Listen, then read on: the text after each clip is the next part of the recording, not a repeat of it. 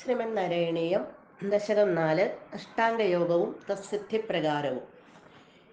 ഗജാനന പത്മാർക്കം ഗജാനനമഹർനിശം അനേകദം തം ഭക്താനാം ഏകദന്തമുപാസ്മഹേ. സരസ്വതി നമസ്തുഭ്യം വരദേ ജ്ഞാനരൂപിണി വിദ്യാരംഭം കരിഷ്യാമി സിദ്ധിർഭവതു മേ സദാ.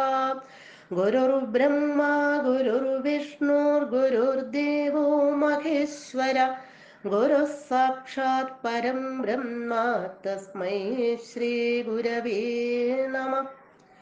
ശ്ലോകം 14. ഓം നമോ ഭഗവതേ വാസുദേവായ.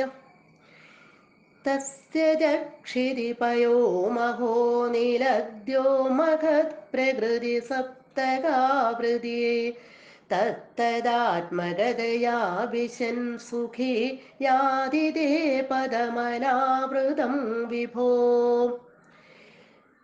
വിഭോ, ഹേ പരിപൂർണ സ്വരൂപ. തസ്യ ച, യോഗി ആ ബ്രഹ്മാണ്ടത്തിന്റെ ക്ഷിതിപയോ മഹോനില ദ്യോമഹത് പ്രകൃതി സപ്തകാവൃതി. ക്ഷിതി ഭൂമി, പയ ഇവിടെ ജലം പയസ്, മഹോ എന്ന് പറഞ്ഞാൽ തേജസ്, അനില വായു, ദ്യോ ആകാശം, മഹത് മഹത്തത്വം, പ്രകൃതി പ്രകൃതി എന്ന് പറഞ്ഞാൽ മായ. ഇങ്ങനെ 7 ആവരണങ്ങളെ, സപ്തകാവൃതി 7 ആവരണങ്ങളെ, ഭൂമി, ജലം, തേജസ്, വായു, ആകാശം, മഹത്തത്വം, മായ എന്നീ 7 ആവരണങ്ങളെ, ബ്രഹ്മാണ്ടത്തിന്റെ 7 ആവരണങ്ങളെ ഈ യോഗി തത്തദാത്മകതയ, അതതിൻ്റെ സ്വരൂപത്തിൽ സൂക്ഷ്മ ശരീരത്തോടെ, ഓരോന്നിൻ്റെയും രൂപമെടുത്ത് സൂക്ഷ്മ ശരീരത്തോടെ പ്രവേശിച്ചിട്ട്, വിശൻ സുഖി പ്രവേശിച്ചിട്ട് പരമാനന്ദമനുഭവിച്ച്, സുഖി പരമാനന്ദമനുഭവിച്ച്, തേ അവിടുത്തെ, അനാവൃതം പദം യാതി അനാവൃതമായിരിക്കുന്ന, അതായത് മൂടപ്പെടാത്ത ആവരണരഹിതമായിട്ടുള്ള ആ പദം, ബ്രഹ്മസ്വരൂപം, ബ്രഹ്മപദത്തെ യാതി പ്രാപിക്കുന്നു. 12-ാമത്തെ 13-ാമത്തെ ശ്ലോകത്തിലൊക്കെ നമ്മൾ കണ്ടു, തൻ്റെ യോഗബലം കൊണ്ട് ബ്രഹ്മാണ്ടം പിളർന്ന് മോക്ഷം പ്രാപിക്കുന്നതായിട്ട് 13-ാമത്തെ ശ്ലോകത്തിലെ അവസാനത്തെ വരികളിൽ പറയുന്നു. 12-ാമത്തേതിൽ ധ്രുവപദ പ്രാപ്തിക്ക് ശേഷം മഹർലോകത്തിൽ സുഖമായി വസിക്കുന്നവനായിട്ട് യോഗി മാറുന്നു.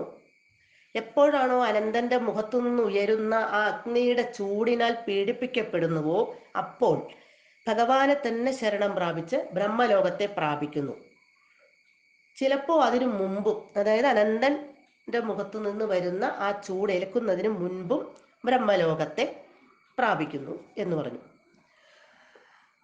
അതിനുശേഷം ബ്രഹ്മലോകത്തിലോ അല്ലെങ്കിൽ അവിടുത്തെ പദത്തിലോ വസിക്കുന്നവനായിട്ട് ഉള്ള യോഗി പ്രാകൃത പ്രളയത്തിൽ, അതായത് ബ്രഹ്മപ്രളയത്തിൽ മോക്ഷം പ്രാപിക്കുന്നു. അതല്ലെങ്കിൽ ഇച്ഛാനുസരണം വിചാരിക്കുന്ന സമയത്ത് പ്രാകൃത പ്രളയത്തിന് മുമ്പ് തന്നെ തൻ്റെ യോഗബലം കൊണ്ട് ബ്രഹ്മാണ്ടത്തെ പിളർന്നിട്ട് മോക്ഷം പ്രാപിക്കുന്നു എന്ന് പറഞ്ഞു. ഇനി ആ ബ്രഹ്മാണ്ടത്തിൻ്റെ 7 ആവരണങ്ങളെ, ഭൂമി, ജലം, തേജസ്, വായു, ആകാശം, മഹത്തത്വം, മായ എന്നീ 7 ആവരണങ്ങളെ അതാതിൻ്റെ രൂപത്തിൽ, സ്വരൂപത്തിൽ സൂക്ഷ്മ ശരീരത്തോടു കൂടി പ്രവേശിച്ചിട്ട് പരമാനന്ദം അനുഭവിച്ച് ഭഗവാന്റെ ആ ബ്രഹ്മസ്വരൂപത്തെ അല്ലെങ്കിൽ ഭഗവാന്റെ ആ പദത്തെ, അതായത് മോക്ഷത്തെ ഇവിടെ പ്രാപിക്കുന്നു എന്നാണ് 14-ാമത്തെ ശ്ലോകത്തിൽ പറയുന്നത്. യോഗി ഓരോ ബ്രഹ്മാണ്ടത്തിൻ്റെയും ആ ആവരണങ്ങളെ, ഭൂമിയുടെ, ജലത്തിൻ്റെ, തേജസ്സിൻ്റെ, വായുവിൻ്റെ, ആകാശത്തിൻ്റെ ഒക്കെ ആ രൂപമെടുത്താണ് അവയൊക്കെ ആവരണങ്ങളെയൊക്കെ തരണം ചെയ്ത് അതിന് പുറത്തേക്ക് വന്ന് ഭഗവാന്റെ ആ ബ്രഹ്മപദത്തെ പ്രാപിക്കുന്നത് എന്ന് ഈ 14-ാമത്തെ ശ്ലോകത്തിൽ വിവരിച്ച് പറഞ്ഞിരിക്കുന്നു. സർവത്ര ഗോവിന്ദ നാമ സങ്കീർത്തനം. ഗോവിന്ദ ഗോവിന്ദ.